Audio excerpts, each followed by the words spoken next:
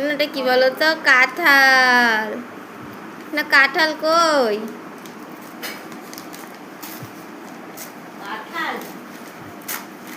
খাবে? শিয়ালে কাঁঠাল খায়। হ্যাঁ শিয়াল শিয়াল তাহলে হনুমান আছে, আম আছে, বেজি খায় না। কি হলো? বেজি খায় না, বেজি ভাত মাছই খায়। কি কি? ডিম, কাঁচা ডিমটা খায়। তোদের বলতিস না যে ডিম থাকলে পরে ভিতরের সব কিছু খেয়ে দিত। হ্যাঁ হ্যাঁ হ্যাঁ, আমি এখন দেখি না, এখন রান্নাঘরে ঢোকেও না। এক একদিন এই জানলাটা খোলা থাকলে এই জানলা দিয়ে ঘোরে, আর নাহলে বাইরেই ঘোরে, ভিতরে আসে না।